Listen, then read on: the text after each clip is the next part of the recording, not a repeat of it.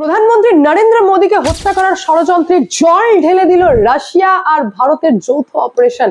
ফেরও Russia প্রমাণ দিল, Vladimir Putin বুঝিয়ে দিলেন যে কতটা পাক্কা দোস্ত হচ্ছেন ভারতের, এবং তার পাশাপাশি এর সাথে কিভাবে লিঙ্ক হচ্ছে বাংলাদেশের। ভাবুন, যেখানে ঢাকার একটি 5 স্টার হোটেল, নাম হচ্ছে ওয়েস্টিন, সেখান থেকে পাওয়া গেল ইউএস স্পেশাল ফোর্সের কর্মকর্তা টেরেন্স জ্যাকসনের মৃতদেহ। জানা যাচ্ছে এনাকেই নাকি দায়িত্ব দেওয়া হয়েছিল যে আমাদের দেশের প্রধানমন্ত্রী নরেন্দ্র মোদীকে হত্যা করতে হবে, আর ওনাকেই হত্যা করে দিল, অর্থাৎ টেরেন্স জ্যাকসনকেই হত্যা করলো একজন আননোন গানম্যান। কত বাম্পার ব্যাপার না এটা, যে দেশের, আমাদের ভারতের শত্রু যে যে জায়গায় রয়েছে, সেটা মেবি পাকিস্তান হতে পারে, মায়ানমার হতে পারে, যে কোনো জায়গায় রয়েছে, তাদেরকে ঠিক কোথাও না কোথাও থেকে এই আননোন গানম্যান আর আননোন ড্রোন যেভাবে নিউট্রালাইজ করছে, তাতে মনে হচ্ছে যে তাদেরকে সত্যি স্যালিউট জানানো উচিত। পুরো ঘটনাটি কি ঘটেছে তার ডিটেলস জানবো, তো সমস্ত খবরের ডিটেলসে যাওয়ার আগে নমস্কার, আমি অদ্বিতীয়া রয়। আজকে আবার চলে এসেছি আমার ছোট্ট ইউটিউব চ্যানেল সঙ্গে অদ্বিতীয়ায়। আপনাদের সকলকে প্রণাম ও ভালোবাসা জানিয়ে আজকে লাইভ আমি এখান থেকে শুরু করি।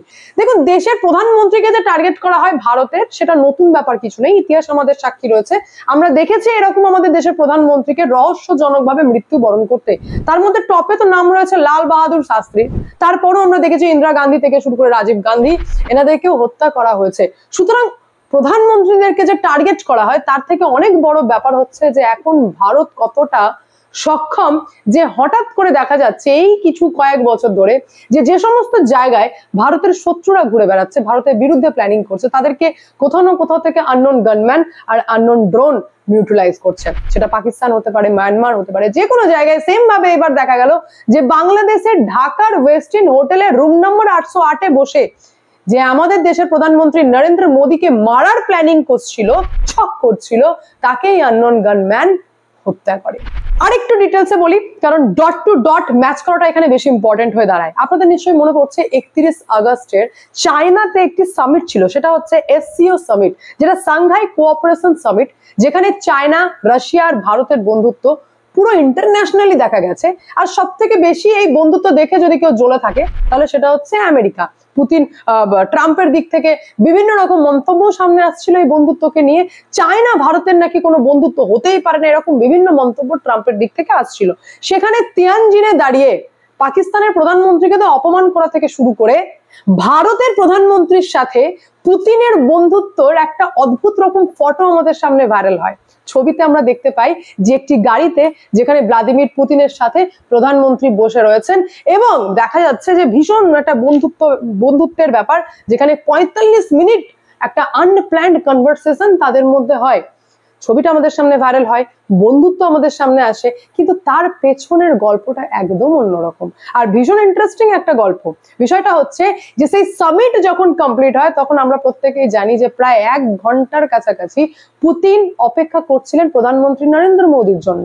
কেন অপেক্ষা করছিলেন? তো তার আগের জিনিস আপনাকে জানতে হবে, সেটা হচ্ছে যে রাশিয়ার যে খুফিয়া এজেন্সি রয়েছে SVR, সে হঠাৎ করে প্রেসিডেন্ট পুতিনকে ইনফরমেশন দেন যে এখানে কিছু একটা গন্ডগোল চলছে, অর্থাৎ এই চায়নার সাংঘাই সামিট যেখানে চলছে, অর্থাৎ তিয়ানজিনে, এখানে কিছু একটা গন্ডগোল চলছে। পুতিন জিজ্ঞেস করলেন যে কেমন গন্ডগোল, কি ব্যাপার?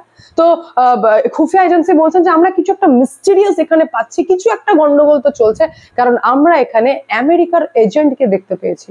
তখন পুতিন বললেন, আমেরিকার এজেন্ট কিসের জন্য এখানে? তখন উত্তর দেওয়া হলো যে আমার মনে হয় এনারা কাউকে মারতে এসেছেন। তখন পুতিন জিজ্ঞেস করলেন যে কাকে মারতে এসেছেন, কি ব্যাপার? তখন বলছেন মিস্টার এন মোদি, উনি ভীষণ পাওয়ারফুল এবং ওনাকেই সম্ভবত টার্গেট করা হচ্ছে। তখন পুতিন বলছেন কি, মানে অদ্ভুত রকম বিষয়, এমন একটা সিচুয়েশন, যে সিচুয়েশনে কি মানে এমন একটা ইনফরমেশন যেটা জানার পর বললেন যে তাহলে কি এন মোদির, অর্থাৎ প্রধানমন্ত্রী নরেন্দ্র মোদির কি যারা গার্ড রয়েছে, তারা কি পুরো ব্যাপারটাকে হ্যান্ডেল করতে পারবে? এই পুরো বিষয়টা যখন চলছে, পুরো কথোপকথন চলছে, তখন কিন্তু প্রধানমন্ত্রী নরেন্দ্র মোদী নাকি কিছুই জানতেন না। তিনি 50 মিনিট পুতিন অপেক্ষা করছেন নরেন্দ্র মোদীর জন্য। যখন মোদী বেরিয়ে এলেন, তখন পুতিন বলছেন যে আপনাকে আমার গাড়িতেই যেতে হবে, আপনাকে আমার গাড়িতেই যেতে হবে, চলুন আপনার সাথে কিছু কথা হবে, কিছু কথা আছে। আর সেটাই ছিল সেই 45 মিনিটের কনভারসেশন, যেখানে পুতিন জানিয়েছেন যে খুফিয়া এজেন্সির দিক থেকে এবং রয়ের দিক থেকে পর্যন্ত একটা যৌথ অপারেশন হতে চলেছে বাংলাদেশের ঢাকাতে, যে বাংলাদেশের ঢাকার হোটেল থেকে বসে বসে প্ল্যানিং করছে কিভাবে প্রধানমন্ত্রী নরেন্দ্র মোদীকে নিউট্রালাইজ করা যায়।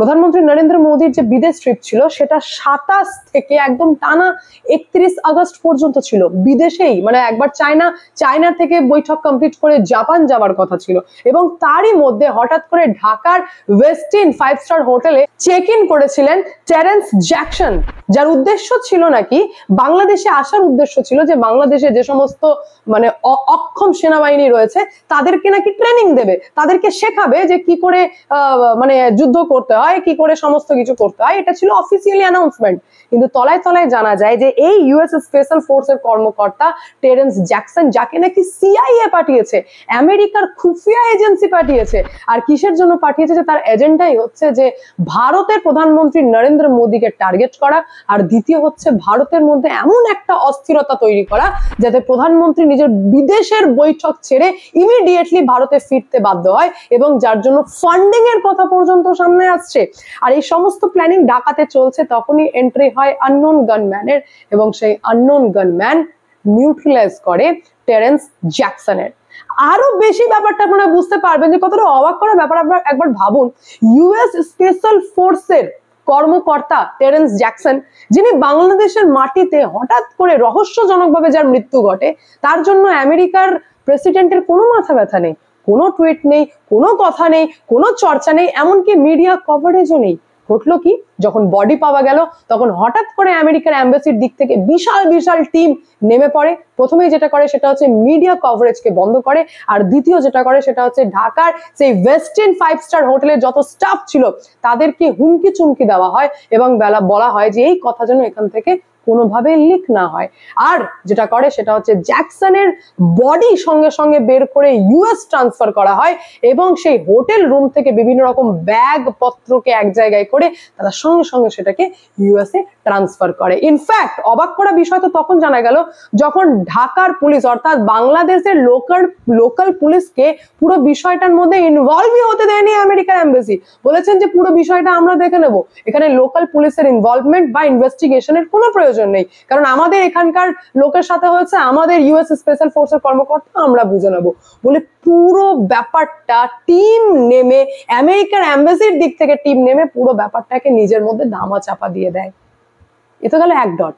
সেকেন্ড ডট আমি এবার আপনাদেরকে বলবো, যার সাথে ম্যাচ করতে পারবেন আপনারা, সেটা হচ্ছে বিদেশের বৈঠক কমপ্লিট করার পর 2 সেপ্টেম্বর যখন দেশের প্রধানমন্ত্রী নরেন্দ্র মোদী ভারতে ফেরে, এবং দিল্লিতে একটি সামিট ছিল যে সামিটের নাম হচ্ছে সেমিকন সামিট। সেই সামিটে বললেন যে আমি আমার বিদেশের যাত্রা চীন এবং জাপান থেকে কমপ্লিট করে কাল রাত্রেই ফিরলাম।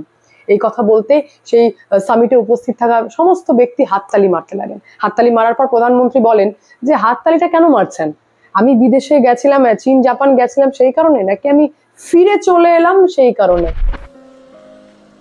कल रात ही मैं जापान और चीन की यात्रा करके वापस लौटा हूं।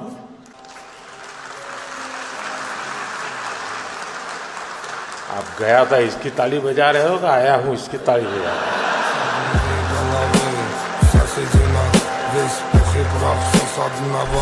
বিষয়টা অদ্ভুত ছিল, ইঙ্গিতপূর্ণ ছিল। তখন কেউ এই ব্যাপারটা ধরতে পারেননি, কেন প্রধানমন্ত্রী এরকম কথা বললেন সেটা কেউ ধরতে পারেনি। কিন্তু আজ বেশ বিষয়টাকে নিয়ে চর্চায় আসছে যে প্রধানমন্ত্রী এমনি এমনি বলেননি, তিনি একটি ইঙ্গিত দিয়েছিলেন যে সেখানে যাওয়ার থেকে বড় কথা হচ্ছে সশরীরে তিনি যে সুস্থভাবে ফিরে এসে দিল্লির এই সামিট অ্যাটেন্ড করছেন এবং সেখানে দাঁড়িয়ে কথা বলছেন, এটাই একটা বিরাট ব্যাপার ছিল। কারণ টার্গেট সেট করা হয়েছিল প্রধানমন্ত্রী নরেন্দ্র মোদীকে হত্যা করার, যার জন্য এবার 3 নম্বর ডট আমি আপনাদেরকে বলি, যেটাও কানেক্ট করতে পারবেন, যার জন্য সেই দিনের পর থেকে যত আন্তর্জাতিক বৈঠক রয়েছে, স্পেশালি রিসেন্টকার একটি বলি আমি, ইউএনজিএ বৈঠক যেটি হওয়ার কথা ছিল 23 থেকে 29 সেপ্টেম্বরের মধ্যে প্রধানমন্ত্রীর যাওয়ার কথা ছিল বিদেশে, কিন্তু তিনি যাননি। তিনি আমেরিকার এই বৈঠকটি পুরোপুরিভাবে ক্যান্সেল করেন এবং বলেন যে আমাদের দেশের বিদেশ মন্ত্রী এস জয়শঙ্কর যাবেন, কারণ এই ইউএনজিএ যে বৈঠক সেটা পুরোপুরি কন্ট্রোল করবে সিআইএ। আর তার থেকেও বড় কথা হচ্ছে নেক্সট আরেকটি বৈঠক ছিল গাজাতে, যেখানে শার্ম এল শেখ বলে একটি বৈঠক হওয়ার কথা ছিল, যেখানেও পুরো বিষয়টা কন্ট্রোল করার কথা সিআইএ এর, উপস্থিত থাকার কথা ট্রাম্পের। সেই বৈঠকও প্রধানমন্ত্রী নরেন্দ্র মোদী ক্যান্সেল করেছেন। এবং এই রিসেন্ট যেটা মালয়েশিয়াতে রয়েছে আসিয়ান বলে একটি বৈঠক, সেই বৈঠকেও প্রধানমন্ত্রী নরেন্দ্র মোদী যাবেন না এমনটাই জানা যাচ্ছে। অর্থাৎ সেই সমস্ত বৈঠক যেখানে সিআই এর দ্বারা বৈঠকটি কন্ট্রোল করা হবে সেগুলিকে এখন অ্যাভয়েড করা হচ্ছে প্রধানমন্ত্রী নরেন্দ্র মোদীর দিক থেকে। এবং তারপর যখন এইরকম বক্তব্য সামনে আসে পীযূষ গোয়েলের দিক থেকে যে আমেরিকা ভারতের মাথায় বন্দুক ঠেকিয়ে ট্যারিফের প্রেসার এবং ট্রেড করাতে পারবে না, আমেরিকা ভারতের মাথায় বন্দুক ঠেকিয়ে ট্যারিফের প্রেসার এবং ট্রেড করাতে পারবে না, ট্রেড করবে না এরকম ভাবে প্রেসারের মধ্যে ভারত, তখন বোঝা যায় যে পুরো বিষয়টা কি।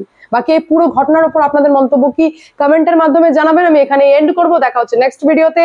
ভালো থাকবেন, সুস্থ থাকবেন, সঙ্গে অদ্বিতীয় চ্যানেলকে অবশ্যই সাবস্ক্রাইব করবেন, কারণ একটাই, যা হবে স্পষ্ট হবে।